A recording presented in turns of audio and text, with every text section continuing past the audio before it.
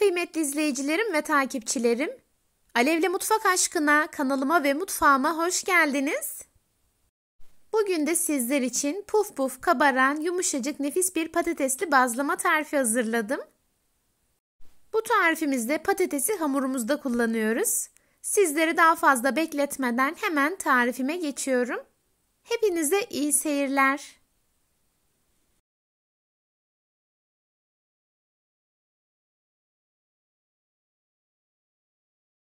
Tarifim için 2 adet küçük boy patates kullanıyorum. Kabuklarını soyduktan sonra küp küp doğrayarak hazırladım. Doğradığım patatesleri tencereye aldıktan sonra içerisine yarım litre soğuk su ekliyorum. Şöyle bir karıştırdıktan sonra tencerenin kapağını kapatıyorum ve yüksek ateşte kaynamaya bırakıyorum.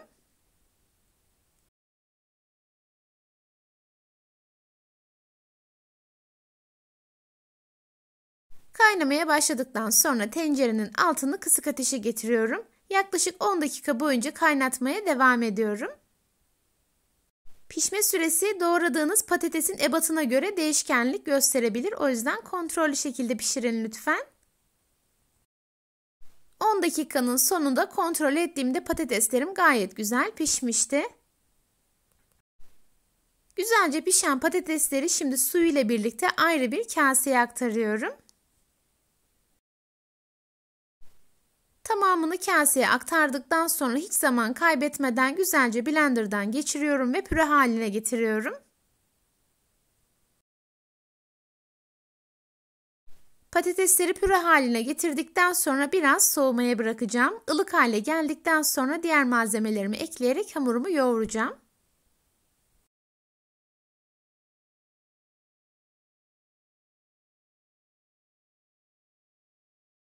Yaklaşık 1-2 dakika boyunca patatesleri blenderdan geçirerek hazırladım ve istediğim kıvama ulaştım.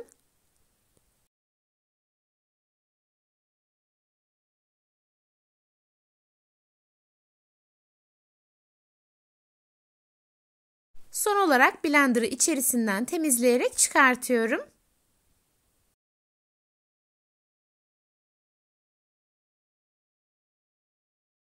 Sizlere şöyle kıvamını göstermek istiyorum. Gördüğünüz gibi içerisinde hiç büyük parça yok.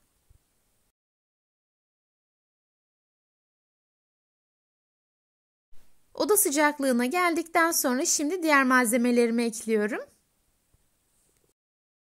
Yoğurma kabına ilk olarak 1 su bardağı ılık sütü alıyorum. Tarifimde kullandığım su bardağı ölçüsü 250 mililitre. Daha sonra 1 paket instant maya, 1 tatlı kaşığı şeker ve yarım çay bardağı sıvı yağ ekliyorum. Tarifimde kullandığım çay bardağı ölçüsü 125 mililitre. İlk olarak sıvı malzemeleri ekledim ve güzelce karıştırıyorum. Daha sonra unu ve tuzu ekleyerek ele yapışan güzel bir hamur hazırlayacağım. Bu arada tarifimde kullandığım tüm malzemeleri videonun altındaki açıklama kısmına ölçüleyle birlikte ekliyor olacağım. Oradan da bakıp faydalanabilirsiniz.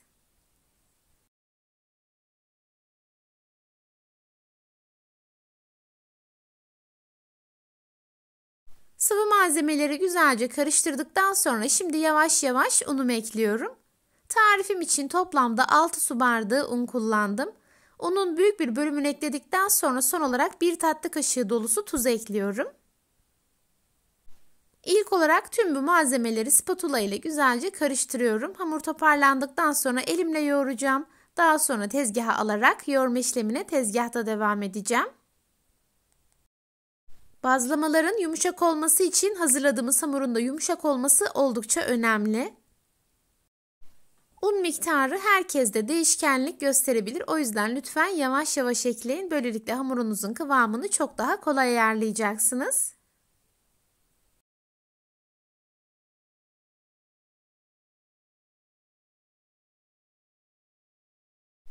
Hamur yavaş yavaş kıvamını almaya başladı. Biraz daha un ilavesi yapıyorum. Spatulayı temizleyerek içerisinden çıkartıyorum.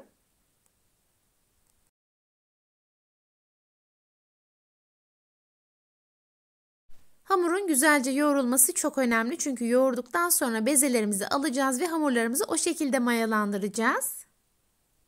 Yarım saat mayalandıktan sonra hemen hamurlarımızı açarak bazlamalarımızı pişirmeye başlayacağız. Hamuru yoğurma kabında toparladıktan sonra şimdi tezgaha alıyorum. Tezgahta yaklaşık 2-3 dakika boyunca yoğuracağım. Hamuru ne kadar çok yoğurursanız tarifiniz de o kadar güzel olacaktır.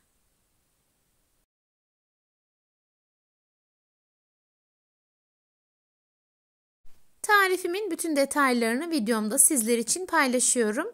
Yine de aklınıza takılan bir şey olursa yorumlarınızı mutlaka bekliyorum. Gördüğüm an yorumlarınıza hemen dönüş sağlayacağım.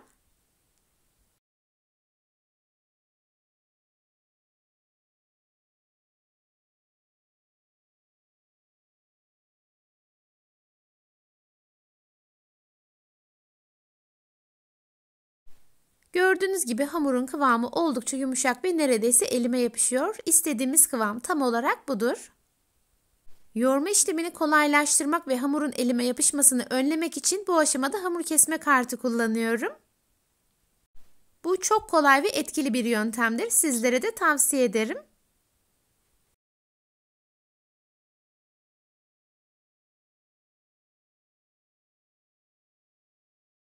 Güzelce yoğurduğum hamurum artık hazır. Hamur çok yumuşak olduğu için bu aşamada biraz un kullanıyorum. Yeteri kadar yoğurduktan sonra yuvarlak bir form veriyorum.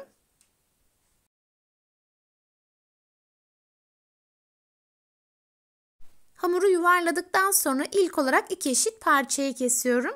Daha sonra kestiğim hamurları silindir haline getirdikten sonra 4 eşit parçaya kesiyorum. Yani verdiğim ölçüden 8 adet bazlama elde ediyoruz.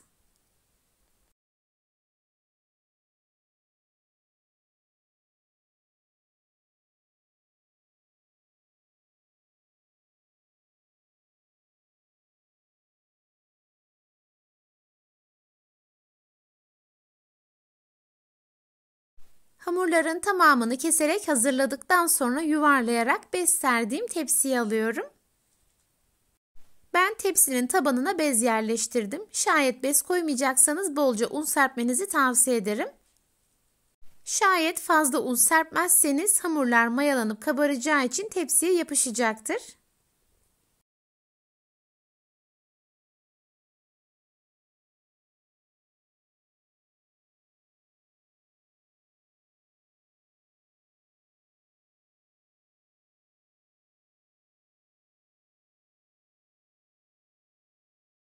Bezelerimin tamamını yuvarlayarak tepsiye koydum. Şimdi üzerlerine de bolca un serpiyorum.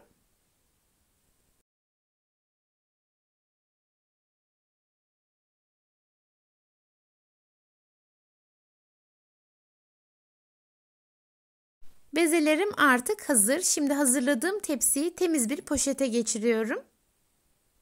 Üzerini hava almayacak şekilde kapattıktan sonra oda sıcaklığında yarım saat boyunca bekletiyorum ve mayalanmasını sağlıyorum.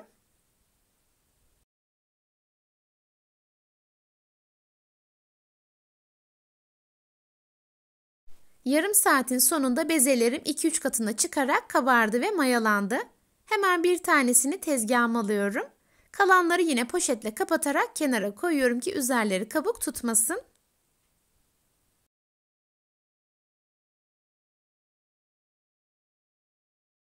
Hamurları açmak için un kullanıyorum. Bu arada diğer bir taraftan da tavayı ocağa koydum. Yüksek ateşte ısıtıyorum. Hamuru açtıktan sonra sıcak tavaya koyarak çevireceğim ve pişireceğim. Ben hamuru açmak için oklava kullandım. Dilerseniz merdane de kullanabilirsiniz. Hamuru yaklaşık 30 santim çapına gelinceye kadar açıyorum. Her yerinin eşit incelikte olmasına lütfen özen gösterin. Bu arada hemen şunu da belirtmek istiyorum. Bazlamalarımızın ebatı oldukça büyük. Şayet bu ebatta bir tavanız yoksa beze miktarını çoğaltabilirsiniz. Hamuru güzelce açtıktan sonra sıcak tavaya koyuyorum ve birkaç kez çevirerek pişirme işlemine devam ediyorum.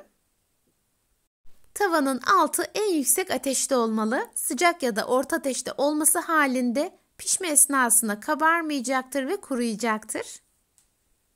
Aklınızda soru işareti kalmaması için pişme süresini hızlandırarak sizlerle paylaşıyorum. Gördüğünüz gibi bazlamalarımız balon gibi kavararak güzelce pişti. Pişen bazlamayı ayrı bir tabağa alıyorum ve her yerini bolca tereyağı ile yağlıyorum. Diğer hamurlarımı da aynı şekilde açıyorum. Tavaya koyarak birkaç kez çevirerek pişirme işlemine devam ediyorum. Balon gibi piştikten sonra hemen tabağa alıyorum ve her yerini tereyağı ile yağlıyorum. Bazlamalarımız zaten yumuşacık oldu. İçerisine koyduğumuz patates sayesinde hem daha yumuşak hem de daha lezzetli hale geldi. Bazlamalarımın tamamını pişirerek hazırladım. Gördüğünüz gibi hepsi çok güzel bir şekilde pişti. Sizlere tavsiyem bazlamalar piştikten sonra hemen sıcak sıcak servis edin. Gerçekten çok lezzetli oluyor. Sizler tarifimin son halini izlerken ben de sizlere veda etmiş olayım. Bugün yine çok güzel bir tarifimin sonuna geldim. Beni izlediğiniz için hepinize çok teşekkür ederim. Videomu beğendiyseniz beğenmeyi, hala kanalıma abone değilseniz bana destek olmak için abone olmayı ve yeni videolarımdan anında haberdar olmak için bildirim zilini açmayı unutmayın lütfen. O değerli ve güzel yorumlarınızı her zaman bekliyorum. Videolarımı görmesini istediğiniz arkadaşlarınızla paylaşabilirsiniz. Tarifimi yapıp deneyecek olan herkese şimdiden afiyet olsun. Başka tariflerde ve başka lezzetlerde buluşmak ümidiyle. Kendinize çok iyi bakın. Hoşça kalın. Allah'a emanet olun.